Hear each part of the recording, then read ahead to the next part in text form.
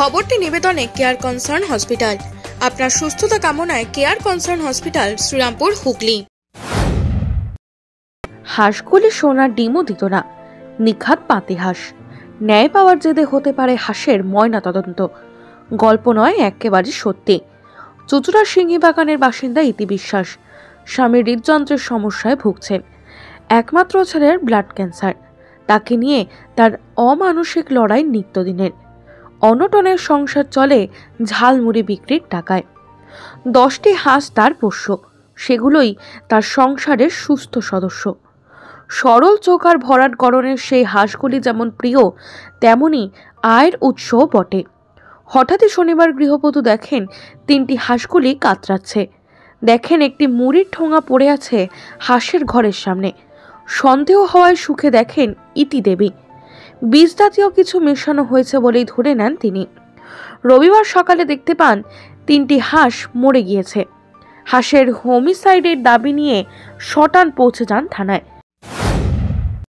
আমার এই হাঁস দিয়ে আমার সংসার চলে, কারণ আমি খুব মধ্যবিত্ত গরিব মানুষ।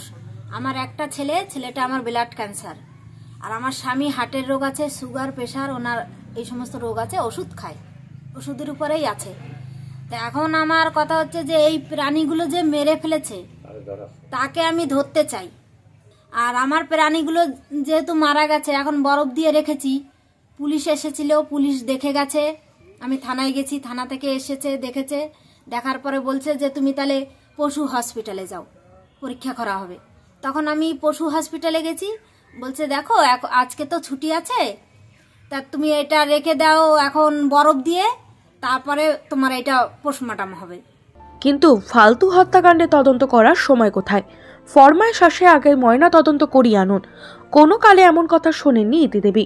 সোমবার চুচুড়ার পশু হাসপাতালে চলে যান তিনি। সেখানেও সহজ হয়নি লড়াই। কিন্তু ছাড়বেন কেন সিংহী বাগানের সিংহী? বহুবার আর্জির পর ময়না তদন্তের জন্য পুলিশের আবেদন সহ বুধবার ফের হাঁসগুলি নিয়ে আসার কথা জানানো হয়। তারপরেই ইতি ছোটেন বরফ কিনতে। যে ওটা আমি পোস্টমর্টম করে দেখতে চাই যে আমার এইরকম শত্রুতা কে করছে, আর এইরকম কে করেছে তাকে আমি শাস্তি দিতে চাই। করেছি, এসেছিল স্যাররা এসেছিলেন, দেখে গেছেন, সবকিছু দেখেছেন, ফটো তুলে নিয়ে গেছেন। এখন বলেওছে আমাকে যে ওইটা নিয়ে তুমি যাও পশু হসপিটালে। গেছি, কিন্তু ওনারা এখন ছুটি আছে বলেই বলছে পরের দিন করবে। সেই জন্য কি বরফ দিয়ে রেখে দিয়েছেন? হ্যাঁ, সেই জন্য আমি বরফ দিয়ে রেখে দিয়েছি।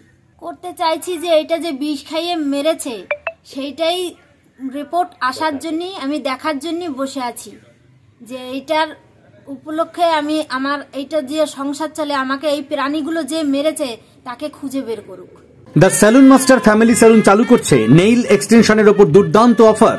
আপনি যে কোনো সার্ভিসের ওপর 300 টাকা দিলেই পেয়ে যাবেন যে কোনো একটি হাতে নেল এক্সটেনশন। তাহলে আজই চলে আসুন আমাদের নিকটবর্তী ঠিকানায়।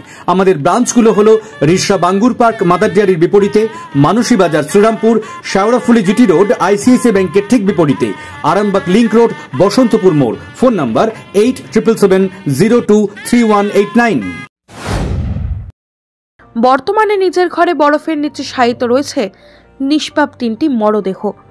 মঙ্গলবার সরকারি ছুটি, তার জেদের দাপটে ইতিমধ্যেই তদন্ত করে গিয়েছে পুলিশ। হত্যা রহস্য ফাঁস হবেই আশাবাদী ইতি। একই ছাদের নিচে স্বল্প ব্যয়ে সমস্ত রকম চিকিৎসার সুযোগ পেতে রিসরা মাতৃসদন স্বনামধন্য চিকিৎসকের তত্ত্বাবধানে 24 ঘন্টায় অন্তর্বিভাগ ও বহির্বিভাগে চিকিৎসার সুবিধা, স্বল্প ব্যয়ে X ray, ultrasonography, ECG, eco অপারেশনের সুযোগ সহ আইসিইউ ইত্যাদি সুবিধা। আপনাদের সেবায় মাতৃসদন। চিকিৎসা পরিষেবায় এক বিশ্বস্ত প্রতিষ্ঠান স্পর্শ।